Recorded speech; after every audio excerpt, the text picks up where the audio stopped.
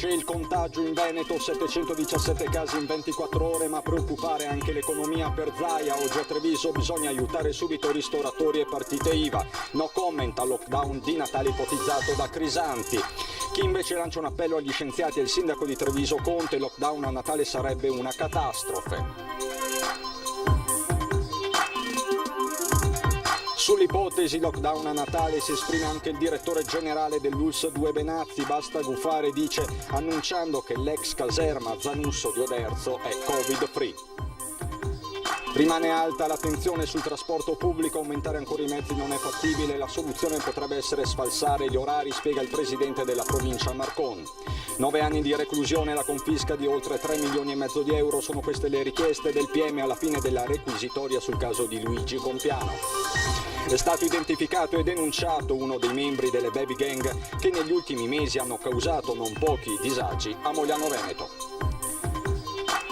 Primo incontro con studenti e docenti dell'Università di Treviso per la neorettrice di Ca' Foscari Lippiello, che ha parlato del futuro dell'Ateneo nel capoluogo della Marca e lanciato un appello al mondo dell'economia.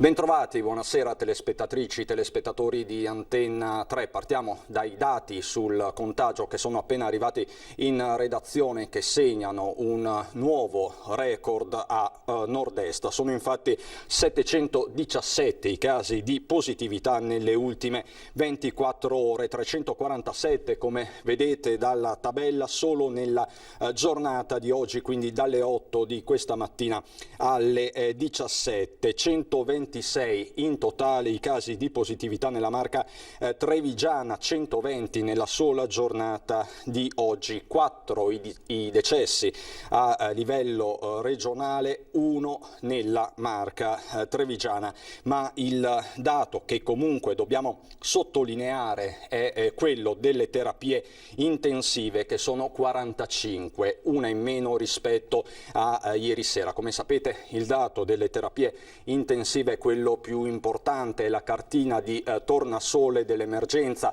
Proprio di questo ha parlato oggi a Treviso il governatore del Veneto Luca Zaia, che ha parlato anche dell'emergenza economica e che è partito da un secco no comment all'ipotesi paventata dal virologo Crisanti, quella del lockdown a Natale, ma da qui partiamo. Non ho nessun commento da fare. È un no comment dai toni poco natalizi quello del governatore Luca Zaia, che preferisce non esprimersi sull'ipotesi lockdown a Natale paventata dal virologo Andrea Crisanti, che ha sollevato un dibattito nazionale preoccupando le imprese più colpite dalla crisi da Covid e dal giro di vite dell'ultimo DPCM, imprenditori che comunque vanno aiutati. I wedding planner sono disperati, i fioristi sono disperati, c'è un intero comparto che paga un duro conto. Io dico che è giusto provvedere a ristorare i ristoratori economicamente, ristorare tutto questo comparto che è colpito, perché di fatto il loro sacrificio serve poi per il bene comune, per la comunità. Loro sono quelli più sacrificati in questo momento. Più che al Natale, quindi, il presidente della regione guarda al presente. In questo momento non esiste emergenza sanitaria ospedaliera, sottolineo in questo momento, perché abbiamo una cinquantina di malati in terapia intensiva. Abbiamo 350 più o meno ricoverati, però la verità è che ci dobbiamo preparare anche al peggio, senza drammi, senza visioni catastrofiste, ma dobbiamo guardare in faccia la realtà. E la realtà, pur senza facili allarmismi, è fatta di mascherine da indossare e overbooking delle terapie intensive da evitare. Bisogna utilizzare la mascherina, cioè l'abbiamo capito tutti che se facciamo analisi dei dati magari andiamo a vedere le mortalità e altre cose, ma vorrei capire che il vero dramma di questa patologia, ditelo ai cittadini, è che porta al collasso della sanità, perché se una persona si ammala gravemente ha bisogno di cure intensive e se porta al collasso della sanità per i grandi numeri che abbiamo, vuol dire che dobbiamo chiudere gli ospedali alle persone che ordinariamente avrebbero diritto a delle cure per dedicarsi a persone gravi o gravissime colpite dal Covid. Questo è il vero tema. È lo stesso Zai a stabilire il punto di non ritorno. Se noi andiamo oltre il 700-800 migliaia di terapie intensive Covid, vuol dire che si paralizza tutta l'attività sanitaria in questa regione. Il governatore parla poi di accelerare sul fronte dei test rapidi e dell'autodiagnosi, ma nella fotografia di giornata c'è spazio anche per un ricordo della collega Iole Santelli. Era una calabrese tra i calabresi e l'ha difesa veramente con le unghie questa terra. Aveva inaugurato un nuovo corso che io spero che non si concluda. E se il presidente Zai ha preferito il no comment sull'ipotesi lockdown a Natale paventata da Crisanti, chi lancia un appello forte e chiaro al mondo della scienza è il sindaco di Treviso Mario Conte, che parla apertamente del rischio di tensioni sociali.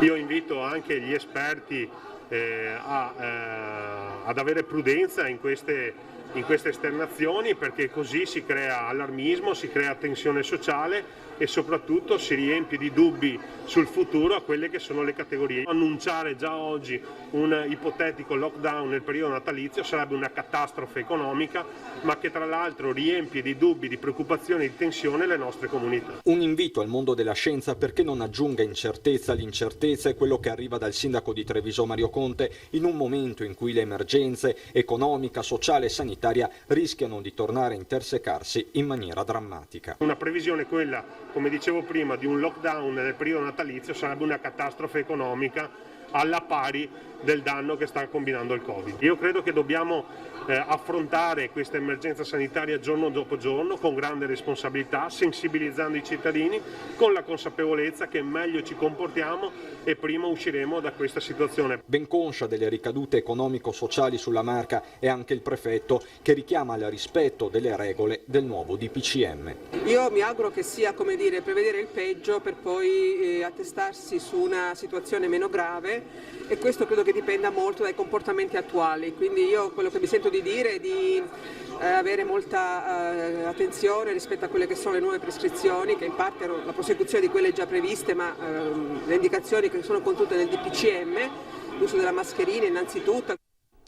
Chi interviene invece a gamba tesa sull'ipotesi Natale in lockdown è il direttore generale dell'ULSS 2 Benazzi, che fa anche un importante annuncio: la caserma ex Zanusso di Oderzo è Covid free. Io non ho mai avuto la filosofia del gufo, perché non mi piace, ho la filosofia del bicchiere mezzo pieno, non mezzo vuoto. Il direttore generale dell'ULSS 2 Francesco Benazzi non va per il sottile, commentando la previsione di un lockdown a Natale fatta dal virologo Andrea Crisanti. In questo momento non ci sono dati per prevedere chiusure totali, sottolinea. Rispondo al professore, l'unico modo per evitare il lockdown non è tanto quello che dice lui, andare sui contatti di contatti, che non ha senso. Abbiamo visto che i contatti di contatti sono negativi, o se non sono negativi è una carica virale talmente bassa che non serve a niente, sono denaro pubblico sprecato. Invece è importante che creiamo sempre la cultura della mascherina, distanza di 1 metro e gel per lavaggio delle mani. In questo modo eviteremo qualsiasi tipo di disgrazia predicata, che spero non si avveri mai. Benazzi annuncia che l'ex caserma Zanusso di Oderzo è ora Covid free, tutti gli ospiti contagiati si sono negativizzati, rimangono positivi 2 operatori che sono in isolamento altrove. Probabile invece che aumentino i numeri dei contagi nella cooperativa dell'Asolano che si occupa di spedizioni, attualmente 33. Andremo a fare oggi i tamponi agli altri dipendenti e quindi ne troveremo sicuramente altri positivi, perché il virus è vero che ha meno virulenza, però è anche vero che si trasmette, per cui nel momento in cui uno usa la mascherina e ha un po' di promiscuità si trova positivo per forza. Sul fronte scuole, Benazzi ribadisce che gli alunni per i quali i genitori non hanno dato il consenso al tampone in classe verranno automaticamente considerati positivi, non essendo possibile testarli. Attualmente sono 120 gli studenti trevigiani in quarantena e 76 gli insegnanti. Ed è collegata ovviamente la partita sui trasporti pubblici locali, in particolare sui pullman. Sentite. Rimane sotto i riflettori la questione dei trasporti su gomma. I bus sovraffollati in alcune fasce orarie sono una delle questioni più discusse. Aumentare i mezzi è impossibile, spiega il presidente della provincia Stefano Marcon. Tutto ciò che era possibile reperire nel mercato del privato lo abbiamo fatto. e non si può aumentare i mezzi domani mattina, cioè l'acquisto di un autobus presuppone una programmazione e non ci sono autobus pronta consegna andare dal concessionario a prenderlo, quindi non è fattibile, è una strada che non si può percorrere. Della stessa opinione Antonio De Caro, presidente ANCI, anche a voler mettere ulteriori risorse non ci sono mezzi di trasporto, inoltre le aziende di trasporto privato sono già coinvolte, ma i mezzi sono comunque limitati. Unica soluzione è sfalsare gli orari. Sulla stessa linea d'onda Marcon. L'unica è cercare di coinvolgere il Ministero dell'Istruzione perché si vada ad uno scaglionamento degli orari di ingresso piuttosto che d'uscita dai plessi scolastici, anche perché la criticità più grossa è rispetto a quando escono dalle scuole piuttosto che quando entrano. Intanto MOM ha tirato le somme di questi mesi. Attualmente sono circa 110 le corse aggiuntive rispetto alle circa 3.000 corse effettuate mediamente in un giorno feriale scolastico. Negli orari di punta sono in campo tutte le risorse MOM, cui si aggiungono numerose ditte private che si sono rese disponibili per i servizi aggiuntivi. Grazie alla collaborazione con Confartigianato abbiamo creato un team di aziende esterne operative, spiega il presidente Giacomo Colladon. Si tratta di fornitrici storici della nostra società, ma anche aziende del trasporto turistico. Attualmente sono 26 le corse di supporto in ambito extraurbano realizzate da ditte private esterne, cui si aggiungono oltre 30 bis realizzati direttamente da MOM, sempre in ambito extraurbano, e 52 corse aggiuntive nell'ambito urbano di Treviso. L'incremento di spesa per le circa 110 corse bis è stimato in oltre 200.000 euro mensili. Sul fronte emergenza Covid, MOM ha inoltre stimato in oltre 2 milioni di euro i costi aggiuntivi per il 2020 destinati a sanificazioni quotidiane dei mezzi, l'installazione di sistemi purificanti all'interno di tutta la flotta, disinfettanti a bordo e mascherine per il personale. La cronaca giudiziaria con il crack della Northeast Service. Oggi il pubblico ministero Massimo De Bortoli ha chiesto 9 anni di carcere per Luigi Compiano e la confisca di oltre 3 milioni e mezzo di euro. L'udienza è iniziata con la richiesta della difesa di effettuare una perizia psichiatrica su Compiano. È affetto da un disturbo ossessivo compulsivo che lo porta a una tendenza patologica al collezionismo, era scritto nella consulenza di parte, ma il tribunale non l'ha accolta. L'ex patron della Northeast Service, come ricorderete, è imputato per il crack da oltre 100 milioni di euro che coinvolse tutte le società del gruppo. Sempre per la cronaca, 2 uomini sono stati denunciati per truffa nei confronti di un trevigiano che su un sito online aveva acquistato un letto speciale per anziani. Stava cercando un letto da degenza per un familiare anziano quando su un sito di vendite online ha visto l'annuncio del mobile. A quel punto si è messo in contatto con i presunti venditori, un 26enne residente in provincia di Perugia e un 45enne pakistano. I due, con una serie di raggiri, sono riusciti a convincere l'acquirente, un uomo di Mareno di Piave, ad effettuare ricariche per un totale di 2.300 euro su una carta di credito a loro riconducibile come pagamento del mobile. Alla fine però il letto speciale non è mai arrivato a destinazione. È così scattata la denuncia ai carabinieri di Susegana, che dopo una serrata indagine sono risaliti ai 2 responsabili, ora denunciati per truffa. Ed è stato identificato uno dei membri delle baby gang che negli ultimi mesi hanno causato non pochi disagi a residenti e commercianti nel comune di Mogliano. L'ultimo episodio riguarda l'aggressione ad un ausiliario del traffico colpevole di aver rimproverato il gruppetto di giovanissimi. A finire nei guai un 17enne romeno residente nel Veneziano che ha puntato un coltello contro la vittima. I fatti risalgono al 24 settembre scorso, quando i ragazzi della baby gang hanno iniziato ad attraversare la strada da parte a parte senza preoccuparsi delle auto che stavano sopraggiungendo, rischiando di essere travolti. Al rimprovero dell'ausiliario lo hanno aggredito tirando fuori anche un coltello. Oggi quindi la denuncia alla Procura per i minori di Venezia. Torniamo a parlare di scuola e Covid. Ieri sera ospite di una nostra trasmissione la direttrice dell'ufficio scolastico regionale Palumbo ha detto: occorre farsi trovare pronti a ogni eventualità. Anche il mondo della scuola guarda con attenzione all'aumento dei contagi, ma occorre farlo con nervi saldi e razionalità, ammonisce la dirigente dell'ufficio scolastico regionale Carmela Palumbo. Con pragmatismo, dice, va affrontato e non demonizzato il tema della didattica a distanza. Nei prossime settimane ci dovesse essere veramente aumento dei contagi. Noi che piano abbiamo? Cioè, se arriviamo a 10.000, cosa facciamo? Arriviamo a 15.000, cosa facciamo? Arriviamo a 20.000, cosa facciamo? Allora, noi dovremmo fare esattamente questo, farci un piano della serie. Se arriviamo a 10.000, si fa la didattica a distanza in questo modo, per queste classi, con questa rotazione. E così via, continua Palumbo, che ribadisce, serve che il Ministero indichi la strada da seguire. Perché altrimenti l'alternativa è il panico, nel senso che nel momento in cui avremo un po' di contagi in più, quale sarà la risposta? Lockdown generalizzato. E invece secondo me bisogna proprio cercare di non fare questo. Per non fare questo bisogna guardare la realtà e farsi un piano, e questo sinceramente in questo momento manca. Didattica a distanza che non si svolgerebbe più in emergenza come durante il lockdown e sulla quale la direttrice dell'ufficio scolastico regionale ha già le idee chiare. Molte scuole, anche con i fondi che hanno ricevuto in questo periodo e memori, diciamo, dei problemi che la DAD, quella che abbiamo fatto così d'emergenza, ha avuto, hanno molto potenziato le loro infrastrutture e è stata fatta anche parecchie attività di formazione per i docenti. Senz'altro per le scuole superiori io sono molto più possibilista e soprattutto con riferimento alle classi terze e quarte. Escluderei comunque per quanto possibile la prima classe, quella iniziale, che è la classe di accoglienza, e l'ultima classe, che è quella dell'esame di Stato. Per quanto riguarda il primo ciclo, io direi quindi scuola primaria, scuola secondaria di primo grado,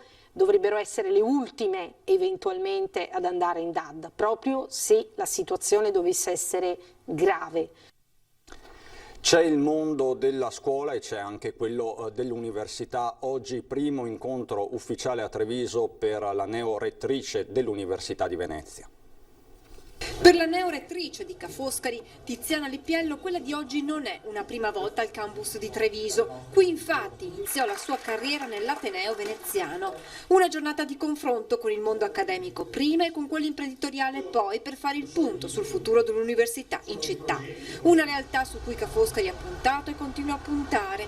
Il primo passo tra un anno, quando scadrà la convenzione con Fondazione Cassamarca. Sono fiduciosa sia nella nostra volontà di continuare nel nostro impegno qui, sia nella risposta e nell'interesse anche della città e del territorio verso l'università. Ma per continuare ad investire a Treviso, Ca' Foscari necessita innanzitutto di spazi, perché San Paolo, spiega la magnifica rettrice, non è sufficiente. Stiamo investendo in un laboratorio linguistico per gli studenti, perché abbiamo anche lingua e economia, come ben sapete, quindi da parte nostra c'è la volontà di investire. Abbiamo aumentato anche l'offerta formativa, abbiamo un corso nuovo quest'anno sull'economia circolare, abbiamo spostato da un anno, credo, il nostro centro sul turismo, quindi abbiamo investito, Ca' Foscari ha investito e abbiamo bisogno di spazi e anche di maggiore collegamento con la città, con il tessuto imprenditoriale. È proprio il tessuto economico della città a cui la rettrice guarda, perché possa diventare parte attiva nella crescita dell'Ateneo a Treviso. La nostra presenza debba essere colta molto positivamente, sia per la presenza dell'università ma anche dei nostri studenti, quindi credo che anche la città debba rispondere in modo positivo e propositivo. Comune ma anche il tessuto imprenditoriale, perché è vero, dobbiamo ammettere che Cassamarca ha investito nel corso degli anni e non esiste solo Cassamarca, esistono altre realtà. E in questo futuro da costruire un ruolo importante lo gioca la collaborazione tra atenei, di cui la stessa rettrice di Ca' Foscari ha parlato nei giorni scorsi anche con il governatore Zaia. Ed è molto probabile che convochi una riunione dei rettori del Veneto e lì potremo discutere anche di questi temi. Messaggio recepito, quello rivolto dall'amministrazione comunale di Treviso ai proprietari di cani, quello a tenere pulita la città. Ottima per dargli da bere, e andava bene anche prima quando avevo i maschietti, che potevo lavare anche se facevano pipì per strada. Adesso lei ha una cagnolina di 2 mesi e mezzo che si chiama? Lola. Litigo sempre con quelli che non tirano sulle cacche, cose del genere, mi fanno la pipì dei loro cani davanti alla mia porta. Cioè la colpa non è del cane, è colpa dei caffoni che ci sono. E di persone che hanno ritirato la borraccia per l'abbeveramento e la pulitura dei bisogni per i loro piccoli amici a quattro zampe, regalata dall'amministrazione comunale, ce ne sono state 800 in 2 settimane. Il tutto rientra nel progetto di sensibilizzazione dei proprietari dei cani a tenere pulito e a rispettare il prossimo. I cittadini trevigiani hanno capito l'importanza di tenere la città pulita e lo fanno anche con una certa ironia, perché si fanno tutte le domande sui loro cani, sui loro cuccioli e come devono fare per ritirare la borraccia. La stanno usando, ma ripeto, stanno usando anche le bottigliette normali. Per noi era importante dare un segnale collegato all'ordinanza che punisce chi non tiene le colonne pulite. Presentato questa mattina il programma di eventi al Teatro Mario del Monaco di Treviso, una stagione che parte all'insegna della massima sicurezza. Tornare a teatro al tempo del Covid è possibile perché qui, assicurano gli addetti ai lavori, l'attenzione verso le norme anticontagio è massima. Sicurezza è la parola d'ordine anche quando si parla di cultura e da qui si riparte per la nuova stagione in programma al Del Monaco di Treviso. Un cartellone che non è stato facile preparare perché, spiega il direttore del Teatro Stabile, in questi mesi è regnata una grande incertezza. Non ci ha consentito di programmare con la dovuta serenità. Questo è il motivo per cui oggi non presentiamo la stagione che era pronta fino a maggio, ma presentiamo una prima parte della stagione fino al 31 dicembre proprio perché non siamo stati in grado di avere sufficiente certezza rispetto alla possibilità di programmare. Noi siamo pronti a lavorare, siamo pronti con le compagnie, siamo pronti con le orchestre, siamo pronti con tutto quanto e tutto il mondo del teatro è pronto. Al Mario del Monaco, secondo l'ordinanza regionale che prevede un posto a sedere sì e uno no, la capienza sarà di circa 340-350 spettatori, ma per il mondo del teatro questo è un momento non certo semplice. Certamente il problema si pone per tutto il mondo del teatro e devo dire che tutto il processo aggregativo di cui il Teatro Stabile del Veneto è protagonista certamente non può che avere da questa emergenza una forte spinta. La stagione lirica si aprirà il 26 ottobre con La Tosca, il 7 novembre al via quella concertistica con Michele Mirabella che racconterà Rossini. Ugo Pagliai e Paolo Gassman con Romeo e Giulietta invece inaugureranno la stagione della prosa. La cosa più importante che ci tengo a sottolineare è l'incredibile lavoro di squadra per andare avanti, per continuare a investire nel nostro teatro con spettacoli meravigliosi, quindi la sinergia con il Teatro Stabile del Veneto, il Comune e anche il nuovo direttore artistico della parte della lirica che è Stefano Carazza, e il suo tocco in questo nuovo programma si vede sicuramente. Adesso per noi c'è la pubblicità, a dopo. Di nuovo insieme per ritornare a Treviso, dove questa mattina sono stati aperti dei nuovi spazi per la città. 800 metri quadrati di allestimenti sviluppati su 2 piani, un centinaio di opere esposte, una biblioteca di circa 10.000 volumi e ancora nuovi spazi per la ristorazione, la lettura, la degustazione di vini. Sono questi i numeri del rilancio di 2 luoghi simbolo del capoluogo della Marca, Caspineda e Ca' dei Carraresi, ad opera della Fondazione Cassamarca. Io ambisco, assieme a tutti gli organi della Fondazione, a che questa Casa dei Carraresi torni o diventi per la prima volta la casa dei trevigiani e dunque accogliente, ospitante. Si riparte dalla cultura quindi, nonostante i tempi sempre più incerti che hanno inciso sulle stesse finanze delle fondazioni, Cassamarca compresa. Tutto quello che stiamo facendo dimostra la vitalità della fondazione ancorché in tempi difficili e nell'assenza di risorse che provengono anche dalle banche dalle quali un contributo ci aspettavamo. Di grande impatto la collezione d'arte che comprende anche opere inedite, ogni sala un tema, dai paesaggi e ritratti di quotidianità ai disegni, un viaggio emozionale, tanti gli artisti veneti che ha impressionato lo stesso governatore Luca Zaia. Questa piccola Atene, come la chiamo io, che è Treviso, sta prendendo sempre più forma con le iniziative della fondazione che ritorna al suo core business, che è quello culturale, che è quello di essere a fianco ai trevigiani. Andiamo adesso a Belluno.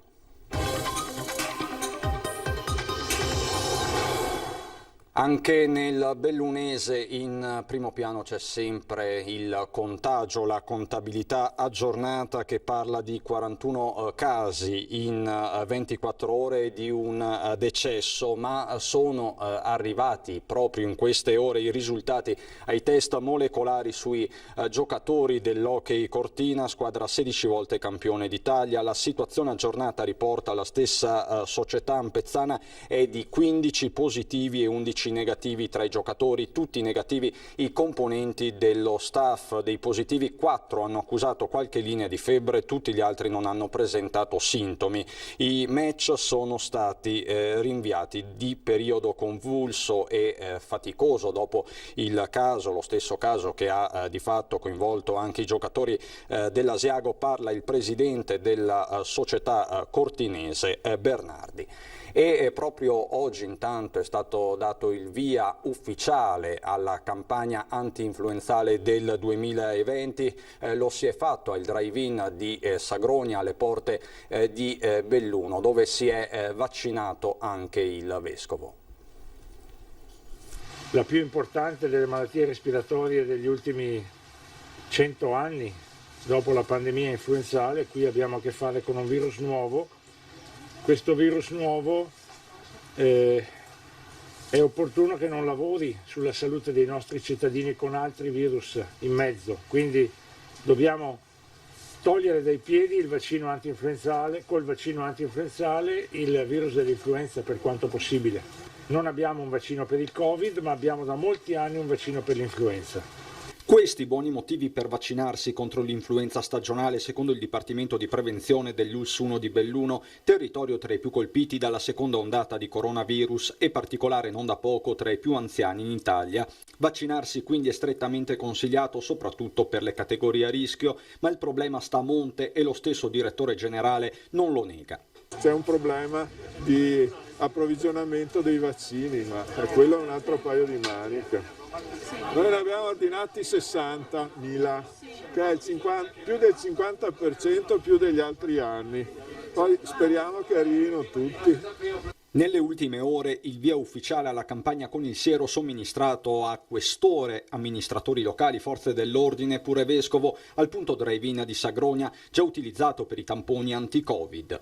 Oggi vacciniamo il prefetto, il questore, le forze di polizia, perché sono persone indispensabili per il funzionamento della società in questi giorni difficili.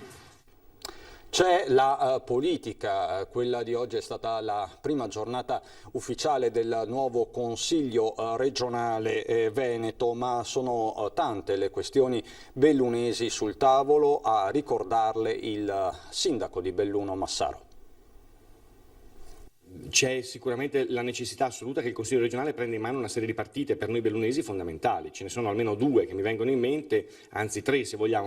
Nelle ore in cui a Palazzo Ferrofini prende il via ufficialmente la nuova legislatura, Belluno chiama Venezia e lo fa ricordando i temi della montagna. La prima partita per il sindaco del comune capoluogo è quella sanitaria. Noi non possiamo più assistere a questa destrutturazione del nostro sistema di servizio sanitario nella nostra provincia di Belluno, che ci sta rendendo veramente indeboliti rispetto alla necessità di mantenere elevati e adeguati livelli di servizi per i nostri cittadini, altrimenti poi ci lamentiamo che la montagna si spopola. C'è poi la rivendicazione della specificità bellunese prevista all'articolo 15 dello Statuto regionale, un fronte ancora aperto tra Laguna e Dolomiti. Ricordiamoci che siamo uno dei pochissimi territori nazionali, sono 2 per la verità, che sono privi di strumenti di autonomia. In verità altrove hanno risolto il problema, soltanto noi manchiamo, e qui è la regione che ci deve dare autonomia e risorse. Ad oggi non lo ha fatto, io mi auguro che questa legislatura ovviamente prenda in mano questo tema. Infine Massaro chiede maggiori strumenti sul tema della povertà partendo dalle famiglie. Anche qui, dice il primo cittadino, serve un allineamento tra politiche veneziane e romane. Insomma, nel giorno di insediamento dell'Assemblea regionale, questi messaggi in bottiglia di Massaro affidati alle acque del Piave, destinazione Canal Grande. E c'è una notizia dell'ultima ora, lo vedete, è stata ribattuta anche dal Corriere della Sera. Federica Pellegrini è positiva al Covid, a darne notizia lei stessa sui suoi profili social proprio pochissimi minuti fa. In lacrime sui social: volevo tornare alle gare, ho appena ricevuto la brutta notizia. Parla anche di un forte mal di gola, quindi niente gare nei prossimi giorni per la divina del nuoto, che appunto ha annunciato la sua positività al virus nel giorno in cui si segnano, e lo possiamo rivedere velocemente, 717 nuovi casi di positività al virus, 347 solo nella giornata di oggi, ma c'è da dire, e questo dato va assolutamente sottolineato, come le terapie intensive siano stabili a 45. In realtà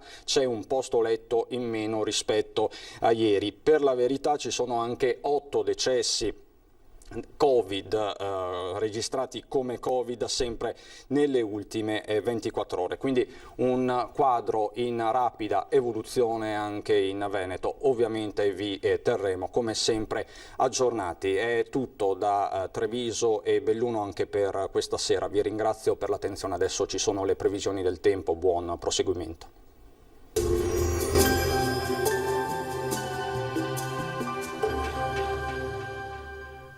Società Agricola Torresan. Dai nostri animali nati e allevati nel cuore del Montello produciamo solo carni e salumi genuini. Nuova apertura a Ponzano Veneto. Benvenuti al meteo. Tempo ancora localmente instabile, ma in miglioramento rispetto alle scorse ore. Vediamo insieme il dettaglio di venerdì 16 ottobre. Sul Veneto nuvolosità irregolare, più frequente e consistente in pianura, alternata a schiarite più significative invece in montagna. Delle precipitazioni saranno ancora probabili al mattino, in genere di debole intensità. Andrà meglio comunque a partire dal pomeriggio, quando sarà via via più asciutto un po' ovunque. Temperature minime fino a 10 gradi, valori massimi compresi invece tra i 13 e i 16 gradi all'incirca. Ci spostiamo ora sul Friuli Venezia Giulia. Anche qui il cielo risulterà molto nuvoloso, non si escludono dei rovesci, specie in mattinata, in esaurimento comunque entro sera. Temperature minime tra 6 e 10 gradi, massime invece sui 14-15 gradi. Infine uno sguardo alla situazione del Trentino Alto Adige. Nessuna novità, densamenti nuvolosi e piovaschi alla mattina, al pomeriggio invece locali schiarite. Temperature minime sui 5 gradi, massime invece sui 15 gradi all'incirca. Dal meteo di Antenna 3 per ora è tutto, grazie per l'attenzione e arrivederci.